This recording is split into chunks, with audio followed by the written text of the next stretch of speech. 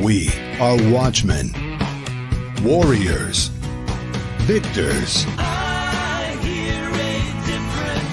Together, we will fight the good fight and finish strong.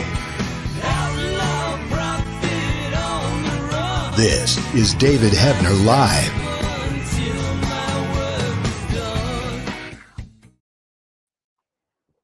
Yes, we will. We will fight the good fight. Good to have you guys. We're on a lot of different platforms. We're on Instagram, Facebook, YouTube, Rumble, and Twitter, and a bunch of other. Anyway, it's so good to have you guys. I hope you're on David Hebner TV because that is our platform. I love you guys. I appreciate you. A lot going on. But, you know, the government's shut down and you know, all this nonsense going on in Washington and just all the news that we've been hearing. But yet there's things right now happening that is not being talked about, not being covered, and it's blowing my mind. It shouldn't blow my mind because, well, this is the end times. This is how the Antichrist is working. And what am I talking about tonight?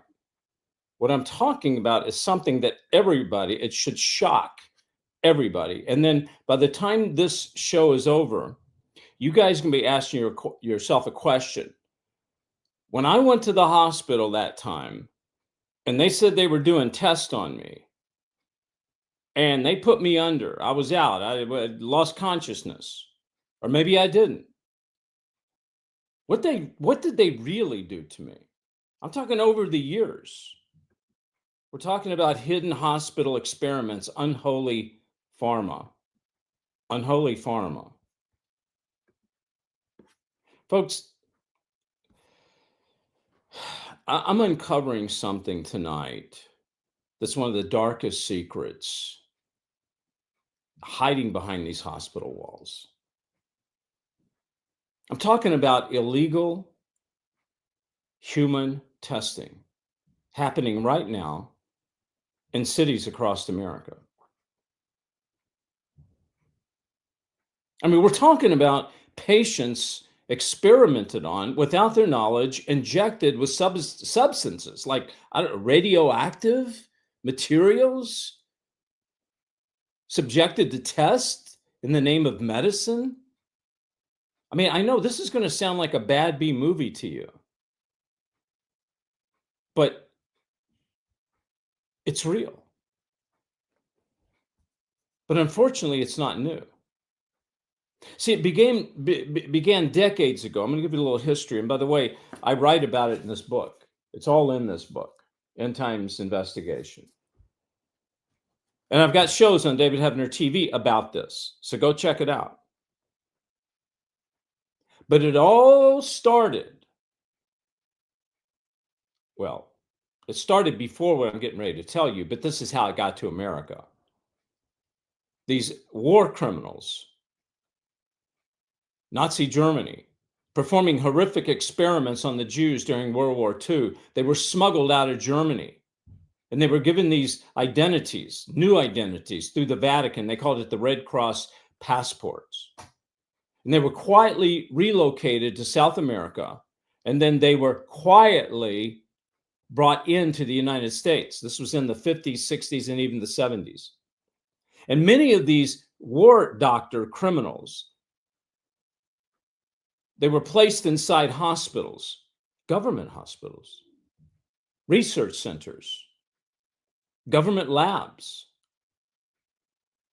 And this twisted science continued, but under new names, new faces in these new programs, but the same old experiments. In the late 70s, I worked at a hospital. I was a kid, but I worked at a hospital. I was a social worker, well, late 70s, middle to late 70s. And I was giving shock treatment to young kids. I'm talking 15, 16, 17-year-olds. I mean, this little wooden box, it looked like something out of Frankenstein. You plug it up and you turn it on, and you're shooting electricity into these kids. And then if that's not enough, they feed them this drug called Thorazine. And what it does, it clears the central nervous system. It's basically a form of mind control. It wasn't medicine. It was mind control. My guest tonight is someone that's lived through some of these experiences. She says she was held in a psych ward for weeks against her will, where they performed procedures and, well, they did it without her consent. We're going to be talking to her tonight. Before we do, I've uncovered some underground information, and I'm going to tell you it's a little bit shocking,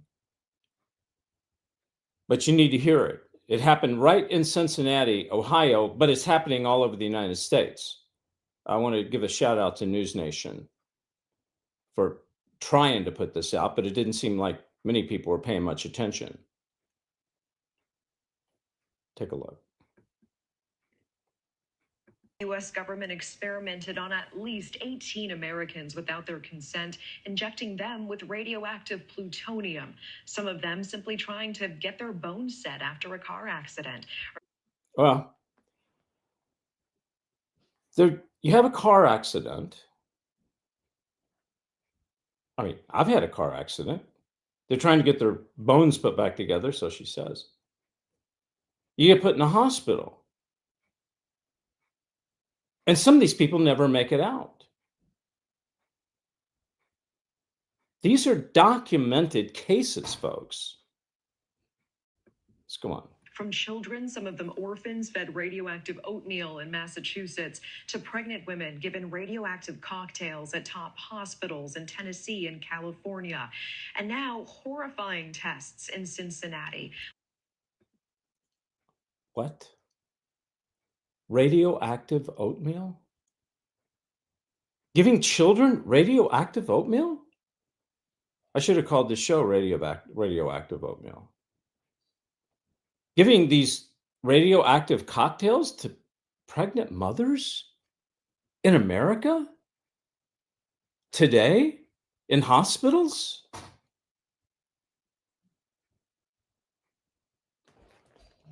What's going on? And nobody's talking about it. Let me tell you something. When you start coming against Big Pharma, there's two things you can talk about and put your life in danger. Number one is talk about the mafia, and it still exists, the mafia, even though it's not it's not the Humphrey Bogart mafia, not the James Cagney, but it still exists. But you start exposing them and coming against them, it puts your life in risk. Number two is Big Pharma. Many people have ended up scattered all over the desert. Oh, number three is coming against the Clinton Foundation. That's another story. Folks, how many of us are walking around that's radioactive? Let's continue with this. These were about 80 to 90 people living in Cincinnati, mostly African American, mostly poor, who were given whole body irradiation in the basement of Cincinnati General Hospital. Wow. In a basement. Cincinnati General Hospital. Oh, I had a doctor friend tell me, because I asked him, I said, what can I do to live longer? He said two things. He's a doctor. He said, stay out of hospitals and stay away from doctors. Stay out of hospitals, stay away from doctors. I've covered this so many times. More people die in hospitals than we're even aware of. And this experiment was funded by the military. And because the military, remember, they thought they were going to fight. The next war was going to be on a battlefield. They were going to be soldiers exposed to a bomb that went off 300. Funded by the military. Now, I want to share something with you, and this is from my heart. My daughter's in the military. She's in the Navy. I have a utmost respect for our soldiers. So when I talk about the government, I'm not talking about the government that you and I see. I'm talking about the deep state government. When I talk about the military, it's not the military we see. Those people lay their lives on the line for us. This is a shadow military. It's a deep state military. I talked about this with Russ Dizdar. He agreed. These operations that this military does, it's not the military that you and I know. It's underground. It's not the military that goes out there and young men and women risk their lives for you and I. This is a dark, deceptive, demonic military. It's a dark, deep state military. You know, episode 3 of Last Evangelist deals with these things. That's a flyer from Last Evangelist. Shows how they experimented on babies. You can catch the trailer right now if you go to David Hebner TV, and the episode 3 comes out. We're doing a big premiere in 2 weeks. You can see Last Evangelist has won tons of awards, but we're doing a big premiere in 2 weeks. It's called Transformed is the new episode. World premiere. I exposed this in episode 3. They call it Operation Paperclip, but it's a lot more than that, folks. Let's keep watching. Yards from them. And so they needed to know, when is nausea going to set in?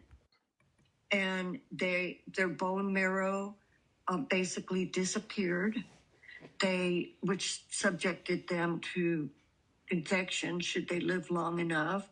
They basically developed toxic shock syndrome, and there you go. This just came out, but very few people know about it. Did you know about this? No, most people don't. That's why we do what we do, folks. That's why we do hear what we do. That's why I come on with you every Monday night at 7 p.m. Eastern Standard Time. And I'm with you every Sunday morning, 11 a.m. Eastern Standard Time. But Monday night, I try to bring the news to you as it connects to Scripture. You say, what are you talking about, Scripture? This is in Scripture? Yeah.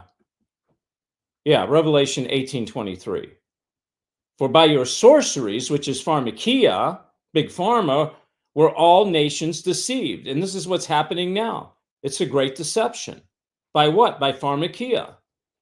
You think of sorcery as some guy in a Halloween, witch hat, some girl with cape? No. This is mainstream. This is mainstream medicine.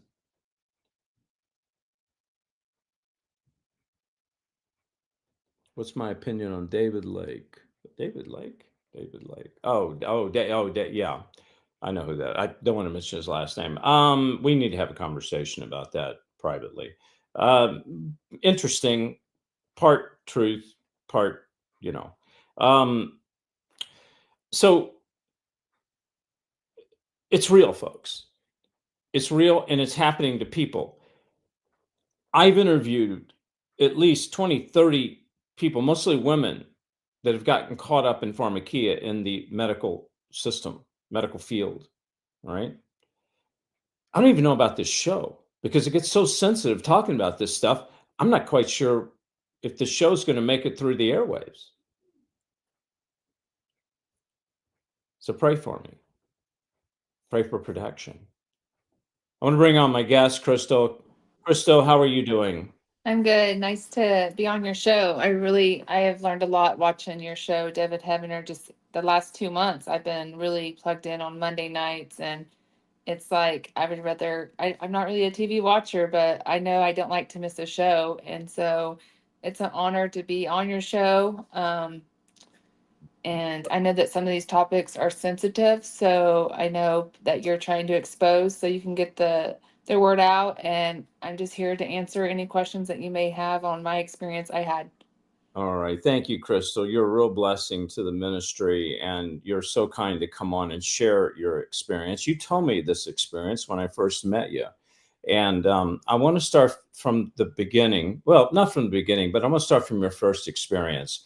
What was your first experience going into a hospital where you felt they were taking advantage of you, and what happened during that visit to the hospital? So I mean, of course, I mean, I I think I led myself there, which, I was willing to, I mean, I was an addict, it was about 11, 12 years ago. And I feel like I got drugged, didn't, when you're buying drugs off the streets, I don't remember taking whatever they said that was in my system.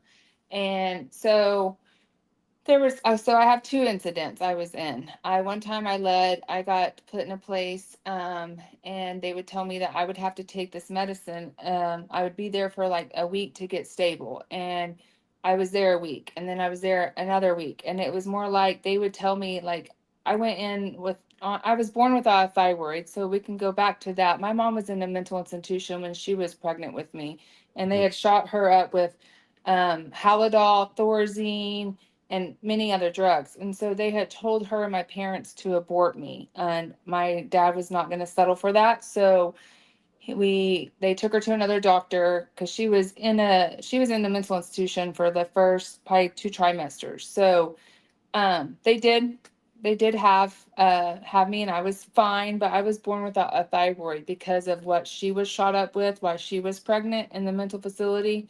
So I knew, like, I had thyroid medicine, so I knew I would always have one pill that they would be giving me. Right. Well, they would give me multiple. They would tell me, well, we're going to give you 3 different pills, and I would always ask what they're for. Well, they just say, you're going to have to take this to get out. And so there'd be times like I would get aggressive. Like, I knew, like, when you go into a place and you're intoxicated, you are detoxed. And so I just feel like I knew about week 2, I was acting pretty normal. I just couldn't sleep at night. You're in a like a jail, basically, So they Right. would tell me that they were going to give me Benadryl. And I knew I had Benadryl before, and it wasn't, I feel like they were giving me something more than Benadryl, but they just told me to give a cup and take it. So after the 3rd week, I'm like, man, if I don't take this medicine, I'm not going to get out. And so I would fight them. And there was a time they put me in a padded room, and they would hold me down, and they would shoot it. I would get shot up with it, and I Yeah. didn't know what was in it. And I would be left there for 2 days. Yeah. Yeah. And Let me ask you a question. You were addicted. It was drugs, right?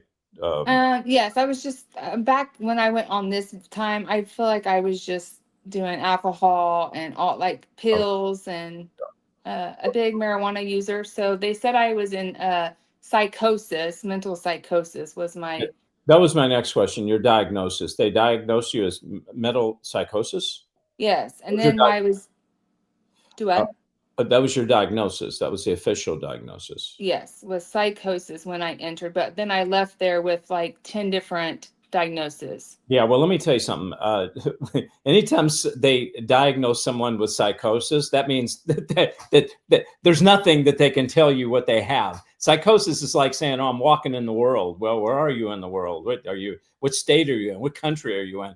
I mean, most of the time, not most, but a lot of the times, it'll be paranoid schizophrenic. It'll be manic depressive. Some people are in a catatonic state. There's different a specific diagnosis for people. The fact they're telling you it was a psychosis tells me they either didn't know what it was, or they knew what it was, but they wanted to perform tests on you. You somehow were a good specimen for them to do testing. So what I hear you saying, correct me wrong, you went in on your own free will. But then, as they took blood tests, they started, looking at your body and your vitals and so forth, and they determined, hey, this would be somebody that might be good for this testing.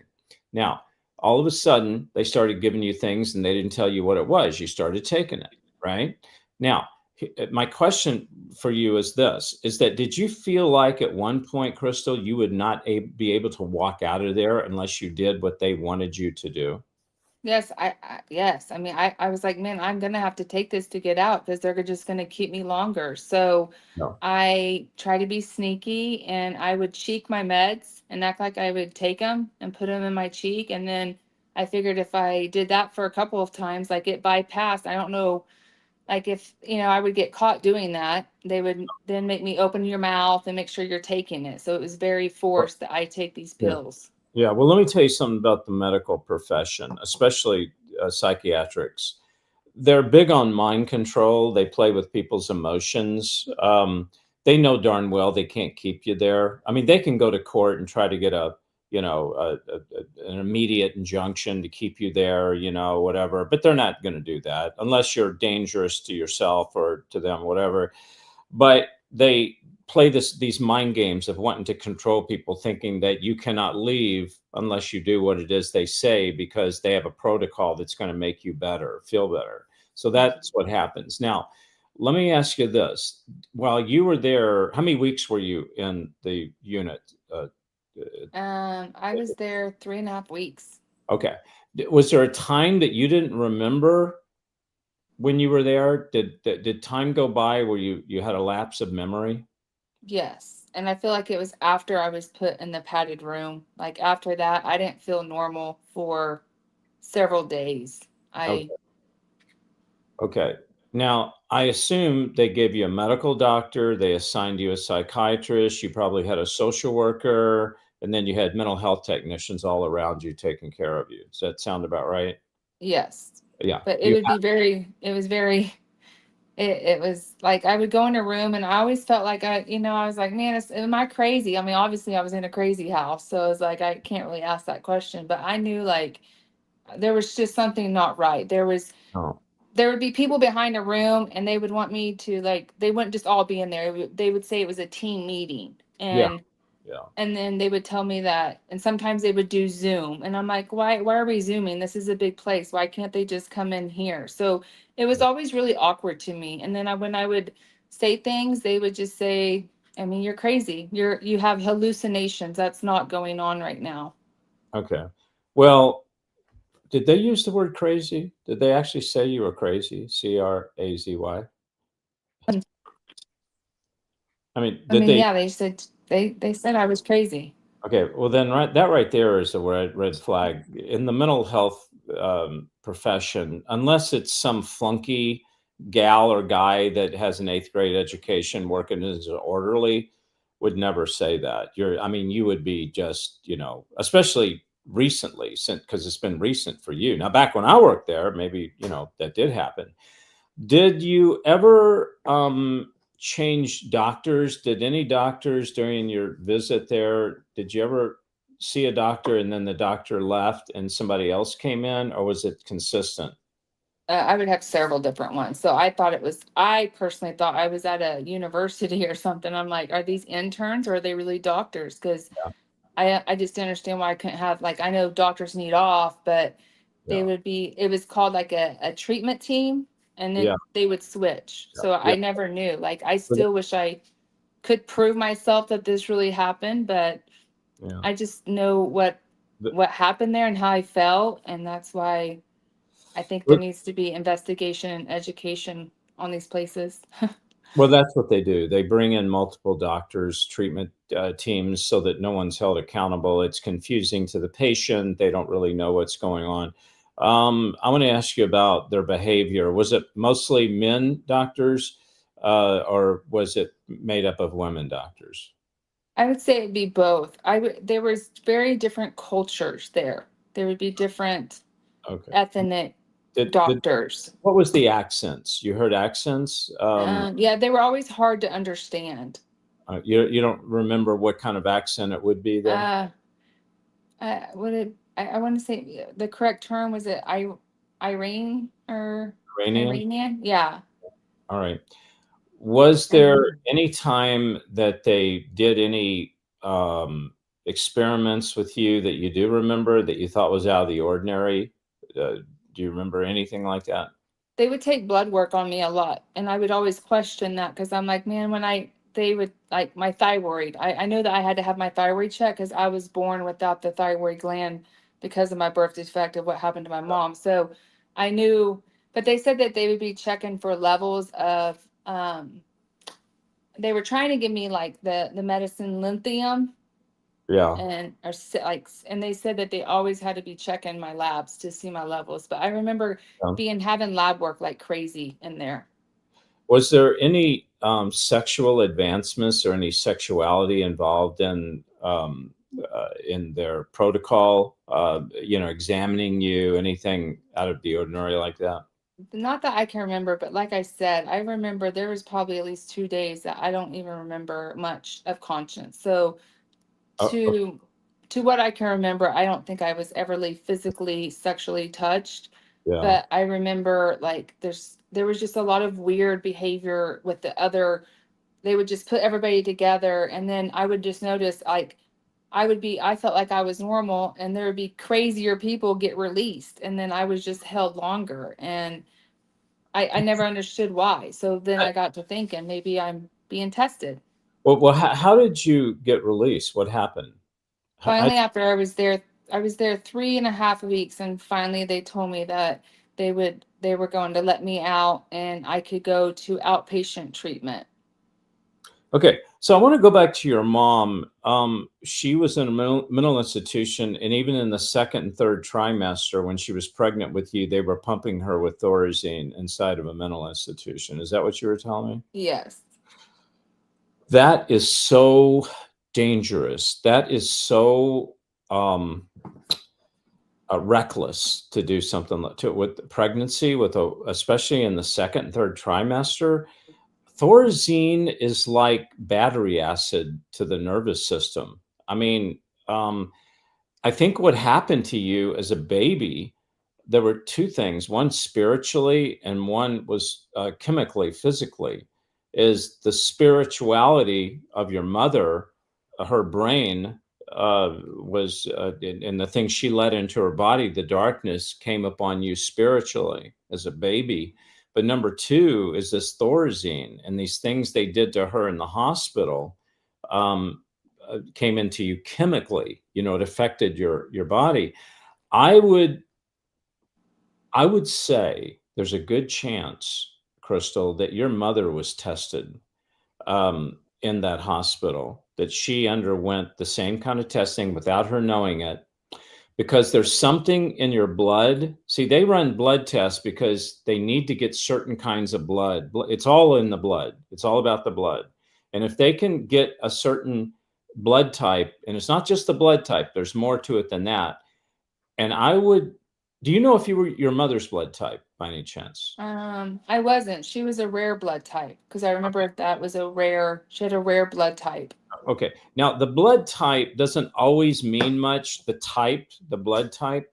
But do you know, did she have any thyroid issues? Did she have any issues with her body? No, she was just always, her dad died at 23, and ever since then she was hospitalized. When she died 4 years ago, and I counted, she's been in 52 mental institutions before she passed. Okay. She actually did shock therapy. They did the shock therapy to make her forget everything.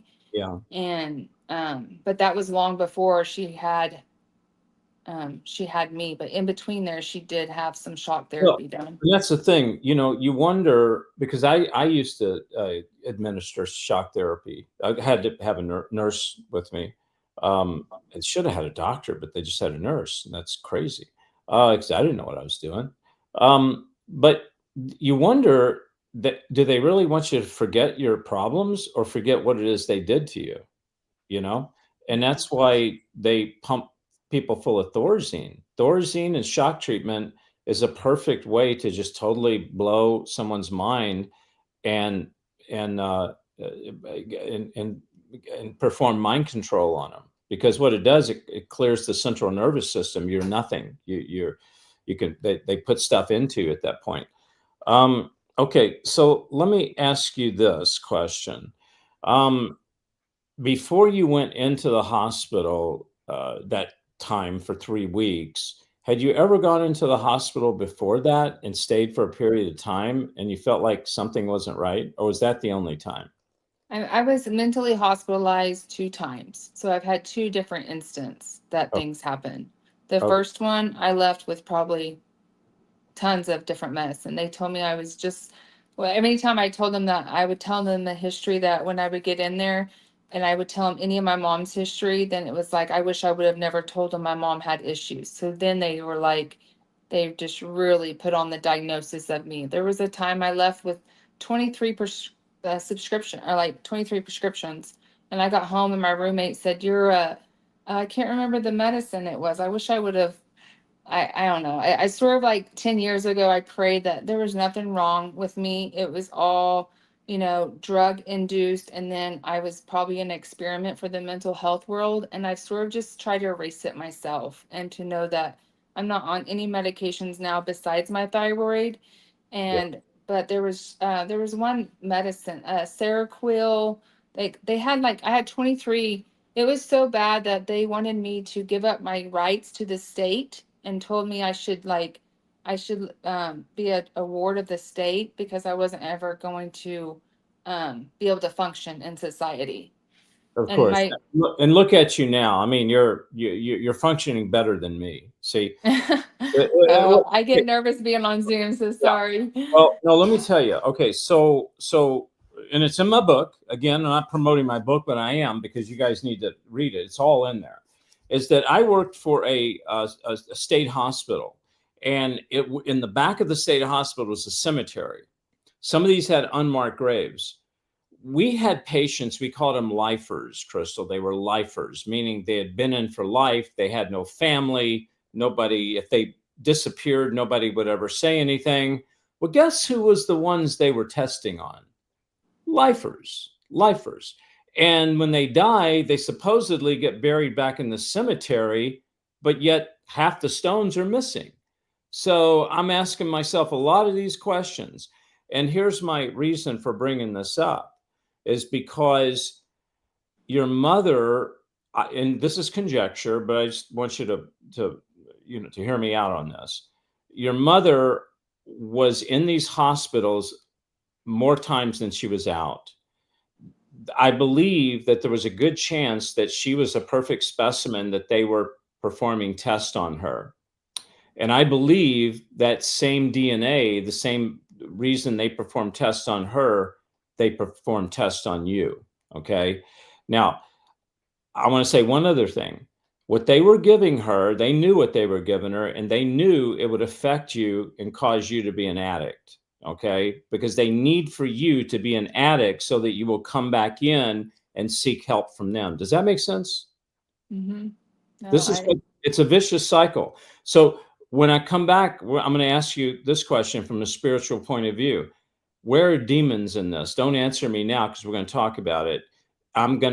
When I come back, I'm going to ask you exactly where you think the demons played a big part in this. Okay, Crystal. So hang on. Don't go anywhere. All right. I appreciate you. Crystal, beautiful, beautiful soul, willing to come on and share her story. And I know, folks, I must be saying some crazy things that you all, man, this guy, David, he's like, he needs to put his tinfoil hat on. But I'm telling you, this stuff is real. And people don't want to believe it. They just want to go in la la land and go to church every Sunday and, worship a cotton candy Jesus. And they don't want to know about scriptures like this that says that by the pharmakia, your nations are deceived. This is a deception. What do you think this is? Don't talk to me about palm readers.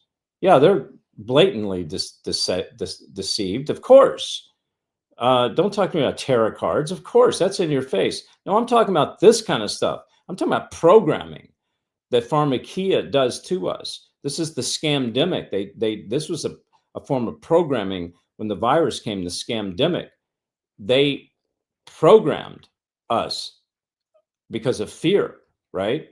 So anyway, I want you guys to right now to go to David Heavener TV, sign up. If you're not a member, please, we're going underground about 10 minutes. We have a Prophecy Channel with 1,200 shows. All these people, L.A. Marzulli, Lake Grace, Russ Dizdar, Jamie Walden, Dr. Monzo, Carl Gallups. I mean, it's just amazing the stuff we have. And you can sit back and spend hours just watching these end time shows, get your end times popcorn and sit there and watch these shows. And it would support the ministry. We would appreciate it. Don't forget about the Last Evangelist Film and Music Festival, November the 14th and 15th. Get your ticket now. Go to lastevangelistfestival.com. And one other thing, too, is if you want to help support this ministry and talk about more subjects like this and get the truth out, go to davidheavener.tv/give. Text the word chosen to 91999. Call 844-806-0006. Okay, and I want to tell you something real quick here. I'm going to bring Crystal on. I'm going to show her this too. Crystal, we're going to do a silent auction, and you're a big part of this ministry. You're going to help us at the film festival, but we're going to be auctioning off this. This is a cutting board, the Last Evangelist cutting board. Look how thick that is. Wow, that's nice. It's done by Michael Levine, who's an amazing artist, and he's doing this, and he's donating it for the silent auction. Now look at this one. This is I like Harley Davidson. Look at that. Is that cool or what? I mean, wouldn't you like to have a? I don't think I would cut on this board. I don't know what I'd do with it. You know, like they're too nice, right? All right, so let's get into the spiritual aspect of it. Everything is spiritual, so it's not like, okay, now let's talk about God. No, it's all about God. It's all about the devil too and what he's been doing. How much do demons play into this? In getting you addicted, getting you into the hospital? Do you think there was demonic presence there among the doctors? Tell me what went on with you spiritually during this time.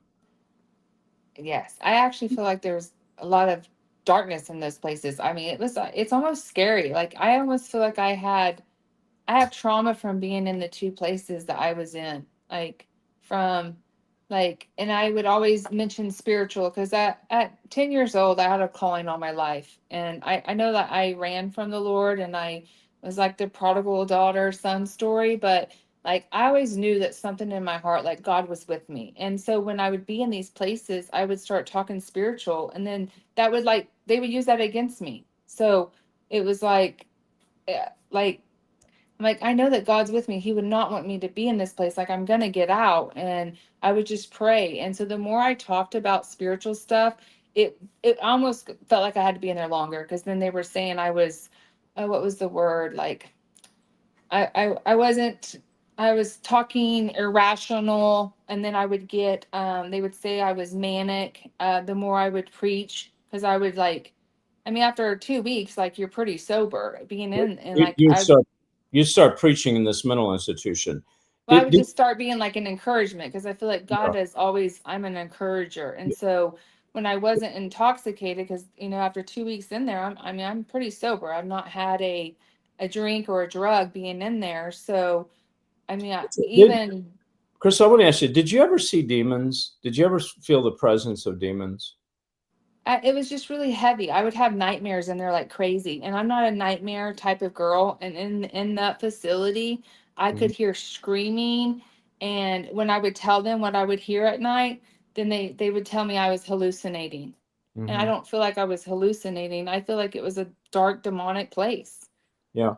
Do you find it odd that they did all these things to you and kept you in there and you felt like you couldn't get out? And then all of a sudden they just let you out? Just like, a couple of weeks later, something happened. They just go, oh, we're going to let her out. You didn't find that odd? Like, why'd they go from controlling me, I feel like I can't get out of here, to, okay, it's time for you to go? Yes, I thought it was really, really weird. I just thought it was part of the system and being a state hospital. And then they were holding against, I was willing to go in, but once they get you in there, they can hold you longer with the EOD, because if you're normal and you're able to get out and they want to keep you in there longer, they can say I think it was the EODU, that you're not ready. So I feel like that's what happened, but I do feel like it was very dark, and the music and what they would I just, it was a nightmare. Like I've almost had like PTSD from being in those places now. But I know that God, um, I'm I'm just glad I didn't listen to them and take the 23 pills when I left there, because I probably wouldn't be here today. Because all that different medicine, like I was more depressed being on that medicine than I was in normal life. So today, like, do I fight with a little bit of depression? I have seasonal depression, but I don't have the depression and all that. I need to be on 23 pills. Yeah, And that's what they do. That's what they do. Beth says here that when I was having night terrors as a kid, they told my mom to give me Benadryl, like every single night. Benadryl every single night for a kid? Are you kidding me? I mean, this is, and that's what Beth is saying is mild. There's nothing heavy about that, but that's what they do here. That's what they do. And let's get back to the spiritual part of it. Um, you have a daughter, and how old Mhm. is she now? She's 9. 9. Does she have any of the tendencies that you had when you were her age? Does she display any of those tendencies at all? No, because I really didn't have any of the mental, or what they said, mental health tendencies until I was about 20. And I was drinking and drugging. So sometimes I wonder if I did get laced or something that caused that behavior to get me there. Because they would always say Well, I was manic and I was crazy the first time I got in there, to a point where they put me in a straight, what do you call it? A straight straight jacket chair, a yeah, restraint. yeah, restraint. I want to go back to your childhood for a moment. Do you have any missing time in your childhood? Any part of your childhood you don't remember? Yes, I have, like, from about, well, when I was probably my mom was in and out of mental institutions. So when mom would go into mental hospital, we would be told that she was sick, and I always knew where she was, and I would have to stay with family. My dad took the best care of he could with us, but there was 3 other siblings. So there's just missing time, like time frames in my life that I can really remember. And then there's a blur. And then there's my adolescence. And then there's my addiction days. And then sometimes I'll remember the craziest things, and then I don't remember some things. Okay, Crystal, what you don't remember, that time period you don't remember, how old were you roughly? Not, I don't need. I would say about 8 to 12. I really don't remember much. And Okay, then from the age of 20, 25, after I went to a facility, uh, yeah. about 25 to 29, I don't remember much. Okay, all right. So let's talk about your childhood. Do you remember anything? You said between 8 and 12 you don't remember. So let's talk about between, I don't know, being born and 7 years old. What was that like? What was the day to day in your house like? You said your mother's mentally ill, but was she ill at that time? When she was doing good, she really didn't have that many episodes until probably I was like a 5th or 6th grader. She always had to be hospitalized. So I would have been 10 or 12. Okay. But she just was the normal farm mom, had a full course meal. She was a homemaker, but she could never really handle stress. Yeah. Was she abusive? No, like she was so sweet. Like they always called her the little Jesus lady, because she would get so spiritual, and like she Jeez. never cussed, never drank, or never done anything. She just She just had, went she just went insane for Jesus, I guess. yeah, like she would. What Okay, what about your dad? Was he outgoing? Was he abusive? Was he nurturing to you? What was he like? My dad was an alcoholic until he quit the year I was born, so 85. Okay. Um, But what was he just worked all the time, so I was probably left alone. My dad always loved me, but he had to, like, we didn't have a really close relationship because he was trying to raise the 3 or 4 well, kids, you and were abandoned basically. Your mother was having mental issues. Your dad was an alcoholic, working all the time. He's Even though he wasn't drinking, a lot of times we still display our addictive behavior. We're just not acting it out. What about aunts and uncles? What about places you went that maybe you could have been taken advantage of?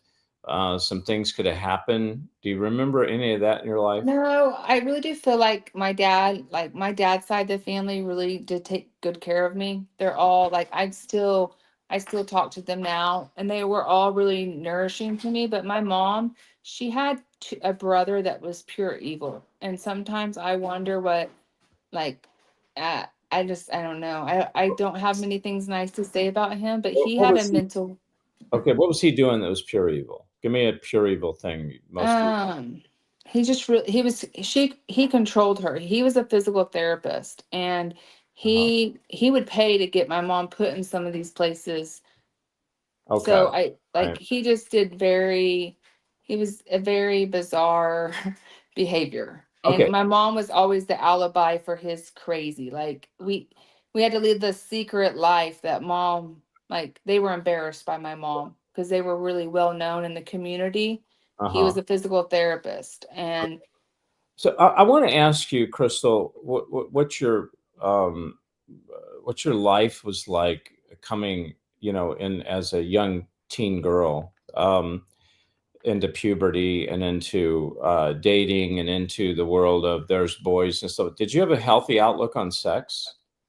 I just never really, when I was going in, oh, well, I was not a good girl. I mean, from the time I was 16 to about 28, I lived the drinking and sexual behavior. I was really, I, I, I don't know what the word is to put it. I was not pure. I was wild. So therefore, I never really cared about sex, but there would be times I did do sex Yeah. because you were drinking, and Yeah. that was the thing to do. Right, right, right.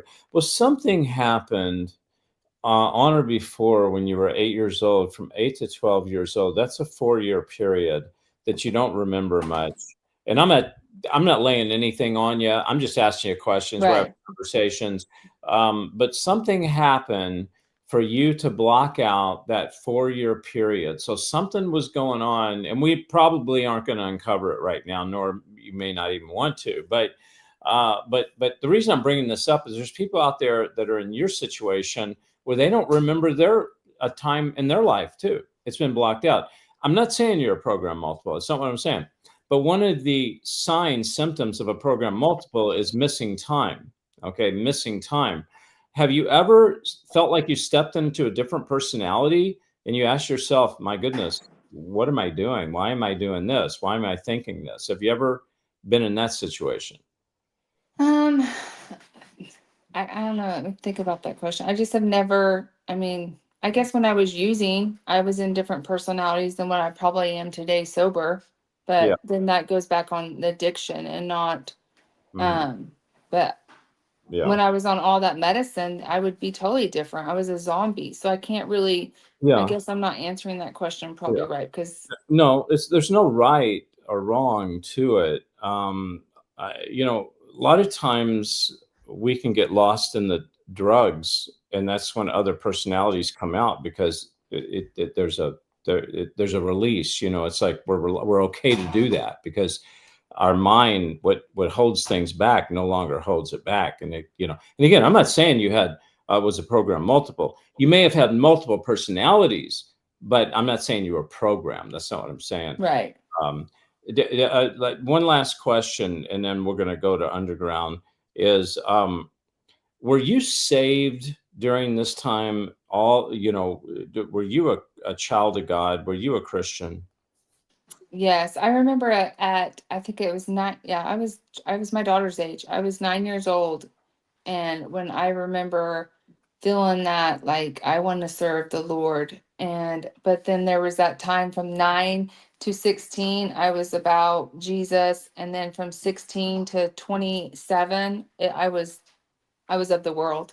Yeah. Did you have a good church you went to? Did you have good Um, experience in that church, or did you have a problem? Were there issues in that church you went to? I feel like the churches were feel good churches I've been raised up in. Like, I've been listening to your Sunday church, and I've learned more in the last few months than I have. Like, people just don't talk about it's all the feel good of do good, do this. And I've always felt like I needed to go deeper in churches, and I never really got that. I was raised up in a Baptist church, so Baptist theology, Baptist. So now I really more consider myself a non-denominational because, and then I want truth and I like to be, when I go to church, I want to be convicted and know what's in the word. And so now that I am almost 40, I'm actually learning more than I've ever thought I would learn. And Yeah. that's getting outside of the church walls. And I hate to say that, but I Yeah. feel like there's a lot of churches that are just playing church, and I don't want to play church. No, absolutely. And you are hungry for truth, I can tell you. And you're a great warrior, and you're certainly an asset to this ministry. And I just want to tell you, my wife and I, Shanita, we really appreciate you. You've been Oh, a wonderful, wonderful spirit added to this mission. So thank you very much. well, Appreciate thank you. I consider it a blessing that I met you guys. I was it. praying to meet somebody that was, that was ready to share the truth and be bold. And so I've met my people, and now I just think we got to go out and conquer the world and get people to make movies that are legit. I think I told you this weekend about that pet movie that I went and seen, and I was so disturbed, but I think Yeah. that's another topic. Well, So real quick, what's the name of it so we can tell everybody? the pets on a train. Pets on a Train. And I real mean, quick, it's really cute. Your kids will love it. My daughter wanted to go watch it twice, but there's agenda behind it. I yeah. just don't understand why Hollywood has to make all these. Well, what did you have a problem with? I mean, we have like 60 seconds. What did you have a problem with Pets on a Train? What'd they do? Kick I all mean, the I like the pets on the train, but they had all the parents get on the train. They made all the parents get off, and the pets were on the train by themselves. But there was just like the different characters. I guess I could feel that there's just agendas. they were Like they were demonic, some of these they guys. were, yeah, they were going to hijack the system to get the train to not stop with the animals. So it's like, again, we have that in our world right now: hijacking, Yeah. hacking systems. Yeah. Why does Yeah. it need to be in a show with 4-year-olds or Yeah. for Good point. 4-year-olds? Crystal, you're going to be with us underground in just a few minutes. Yes. All right. God bless you. I appreciate you being with us. Okay. Thank you Thank you. guys. All right. Bye-bye. That's Crystal, and she is so kind to be with us. Folks, please, if you know anybody that's suffering from mental illness, and it's a vicious cycle, okay? A lot of times they're not mentally ill, they're spiritually attacked, okay? And if you got anything out of this broadcast today, tonight, you need to take this with you, is that there are demons out there that want to take down God's people, and they're coming through the system, through medical. Okay, not all medical is bad, but I'm talking about, it's been hijacked by a higher power, and it's not a good power. Okay, so anyway, listen, if you would like to come to the festival, we'd love to have you. If you'd like to be a sponsor, you can call 844-806-0006. You just make a small donation. We give you a table. You can get up and speak to people about your mission, about your ministry. I'll be teaching film and acting there. So you come on the 14th. I'll be teaching film and acting. And on the 15th, we'll be showing movies. Don't forget to get your T-shirt. My vaccine's the blood of Jesus, legalize Jesus. And we got our hats and so forth. And then last but not least, don't forget my book, okay? End Times Investigation. You can call 844-806-0006 or go to davidheavener.tv /order. And all right, we're going to see you underground. Remember, you never really lived till you found someone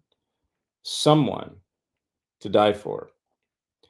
And that someone is Christ Jesus. God bless you all. I want you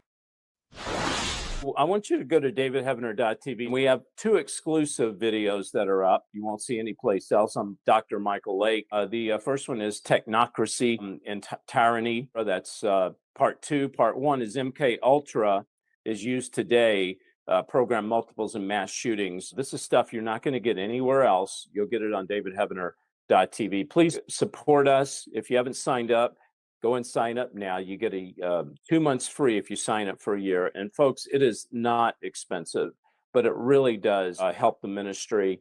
And also, you'll get over 700 videos. Spencer, what are the names of some of those channels up there? Yeah, David, we've got the live stream channel. We've got the Russ Dizdar tribute channel, David's Choice, In the Spotlight, Spiritual Warfare Training, Alien Demon Connection, the Last Evangelist TV series, originals and exclusives, Mind Control. And it's the only place you can see Last Evangelist, davidheavener.tv. And we have the new End Times DVD, 8 hours of me investigating things like Satanism, demonic powers, Illuminati, New World Order, Antichrist, One World Religion, End Times Miracles, Bible prophecy, and the Alien Demon Connection with L.A. Marzulli. So I want you to text the word chosen to 91999, the word chosen to 91999, and get the End Times Investigation DVD.